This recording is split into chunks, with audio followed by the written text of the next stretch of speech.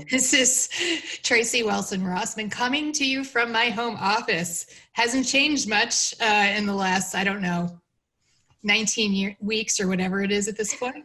it feels like So years. I'm Chief Marketing Officer at Chariot Solutions, and we're here with 15 Minutes With. And my guest today is Liz Brown. Liz and I have known each other for a bit now through the tech community and the startup community. And Liz has a fantastic background. It's very varied. And I wanted to start off with just a little bit of your journey, and then we'll get into what you're doing today. Sure. And I think for people who do know me, they'll know that my journey is a little bit all over the place. So I know that can be confusing to some people, but I think that it's a more typical journey of an underrepresented person working in tech. I've been coding since I was about 14, 15. You mean since yesterday? Yeah.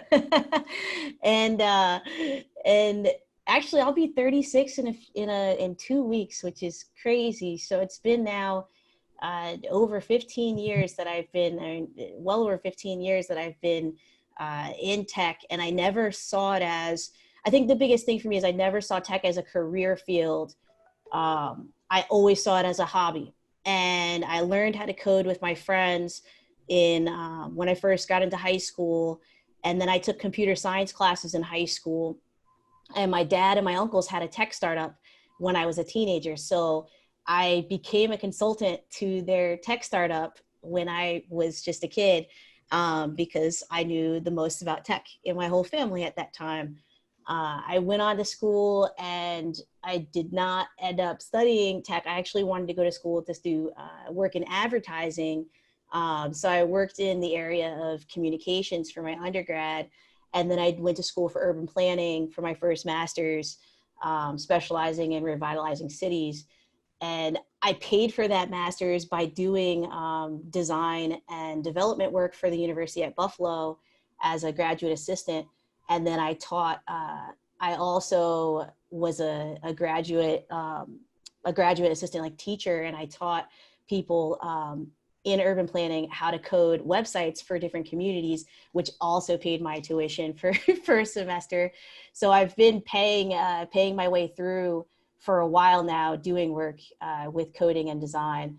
And then I came to Philly, got a job as an urban planner. And when I learned about the disparities in ownership of a computer and access to the internet, I decided that I wanted to create programs for people to learn how to code and get a better job. So I did a second master's in information design and tech. And I got furloughed right before I finished that second master's degree. And so I was like, oh, let me see if I can find a job in tech in Philly and try to move in that direction. No one would hire me. I was pretty much overqualified for a lot of places, but people kept saying that I wasn't qualified enough, which didn't really make any sense to me. And, a lot of people know me for having started WebJunto. I had my own company for a couple of years doing freelance work in web design and development. And then I met my previous co-founder, Jedi Weller, at a civic hacking meetup here in Philly with Code for Philly and Girl Develop It had a hackathon meetup, and we became friends, started going to hackathons together, started WebJunto, and pretty much built that up around hiring other people like me who are other underrepresented people in tech that have a lot of skills, but we're having trouble finding positions in tech. After about 5 years of doing WebJunto, I realized there was a lot more that I wanted to do, that I could help more people by moving into working in different parts of the tech space. Started leaning more into working around innovation and inclusive innovation. Worked with Backstage Capital as the executive director of their office here in Philly. They're a venture capital firm from LA that works with underrepresented founders. So I ran their accelerator, And then now I'm working with the University City Science Center and their accelerator in Launch Lane, consulting them through that and partnering with them on a few other projects. So I've moved from being a tech founder to working in venture capital, and now really working within startup accelerators and helping underrepresented founders like myself. So I think it's important, not everybody understands, and in our audience, they understand what an accelerator is. So maybe you could just give us a quick overview. Sure. So if you've heard of accelerators, you might have also heard of incubators, and they're very similar.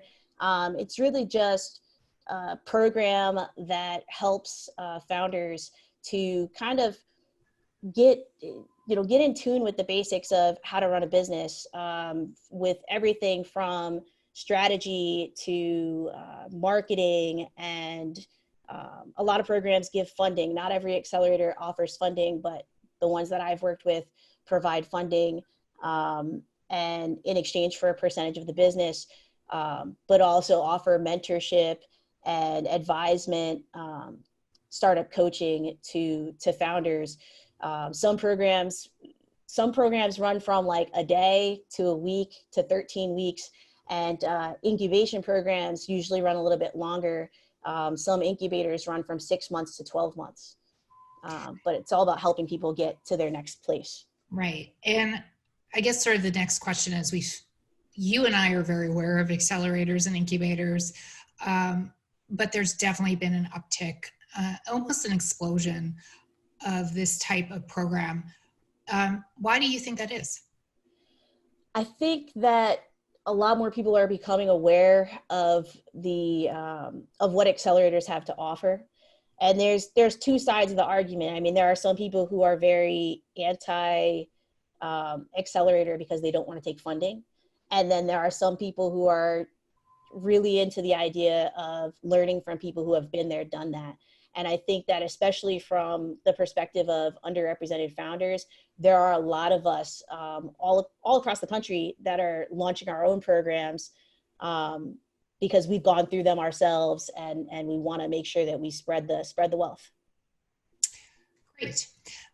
Before we start talking about Launch Lane, I wanted to give sort of a laying the groundwork around life sciences.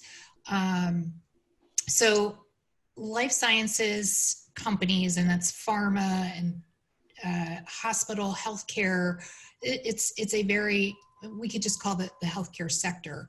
It hasn't just been, I would say, 10 to 15 years about developing drugs or medical devices or creating, better insurance outcomes.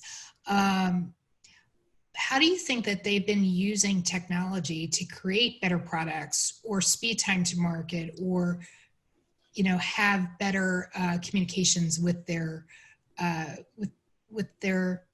customers?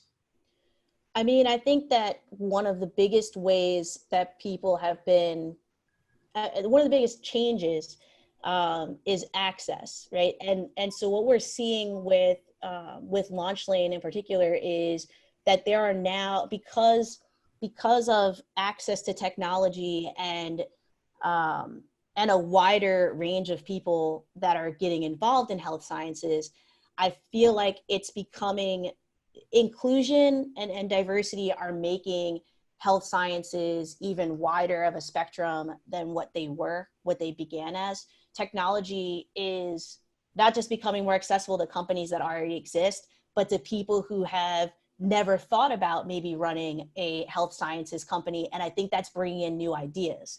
One really great example for us is Clit Health. They're an organization that they work specifically with women and helping people get access to information on, it's hard for me to, I don't know how the founder, she says it so elegantly. I mean, with a name like Clit Health, it's kind of obvious they're working with women, but the focus on it is to make it not so taboo to talk about sexual health and reproductive organs and things like that. So there are a lot of women who are out here with not enough money to go to the doctor, not enough access to health insurance and healthcare on a day-to-day, or they're uncomfortable talking to people face to face. And it's essentially a telemedicine company that is all about women's health. But it's owned by a Black woman specifically. And I think that changes the way that it just changes the way that people think about health sciences when you see a company like that one emerge. I mean, they've been getting recognition all across the board in a lot of different pitch competitions and also by a lot of other accelerators as well. But I would say maybe 5 years ago, you wouldn't have seen this many health sciences companies started by women of color. And I think I think it just opens up the door. For technology, I love your viewpoint on this. It's a little bit different than, how I've been thinking about it. You opened the door to talk about Launch Lane, so thank you for the segue. So the Science Center has been really about incubation of startup life sciences companies. And they've also been, especially over the last couple of years, very invested in the community itself, with STEM programs and things like that.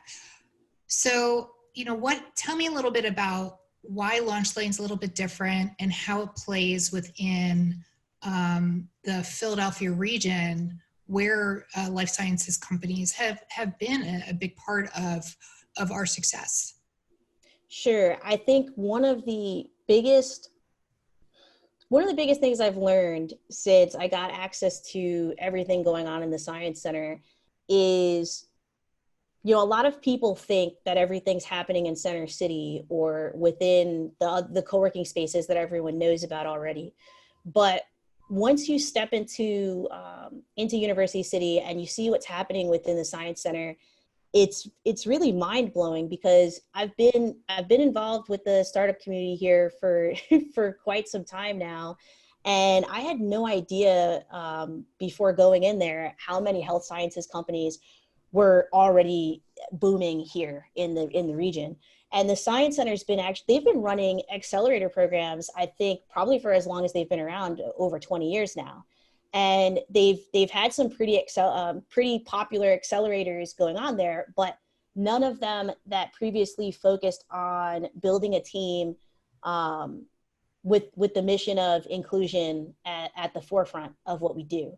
So what makes Launch Lane different than the other accelerators that they've been doing for years now is that our team is extremely diverse, and not just that, but we have a significant amount of Black entrepreneurs in our committee.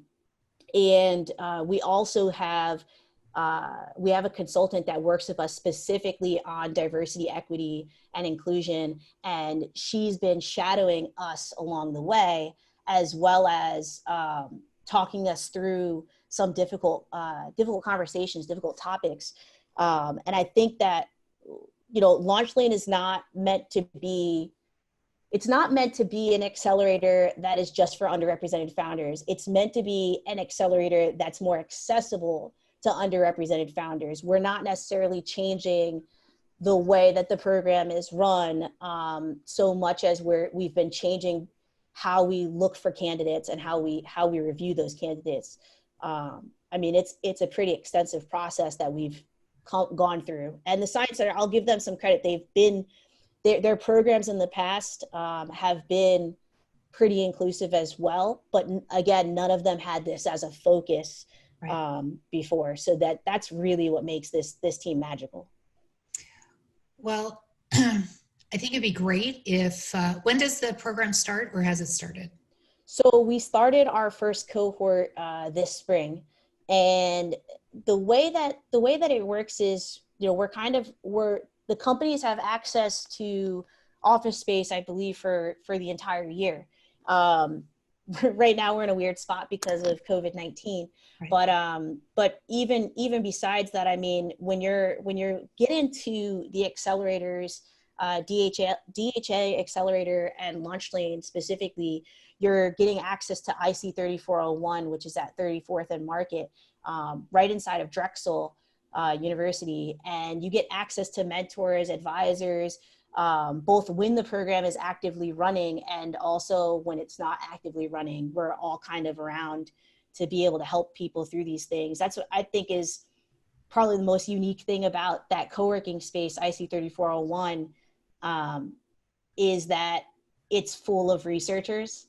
So it's a little bit more quiet than the other co-working spaces that I've worked in, which sometimes gets a little bit eerie, but it's also really a really cool space because it's like jam-packed with super smart people doing really impressive projects.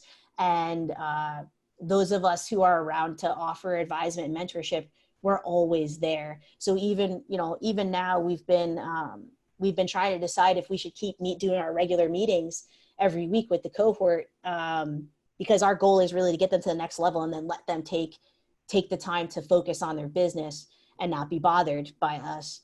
But we feel like it's really important to continue supporting the companies right now because everything is so up in the air. Right. Well, I would love to have another session with you and maybe a couple of the companies. We could talk a little bit about health tech, and that merger and the intersection of your world and my world. I think that'd be great, and love to see hear some of the stories and see the progression of where they're at right now. Yeah, I would love to have that happen. Great. Liz, thank you so much. I know we'll be talking in the future, and have a good 4th of July. Thank you. You too. I almost forgot about that. Yeah, I know.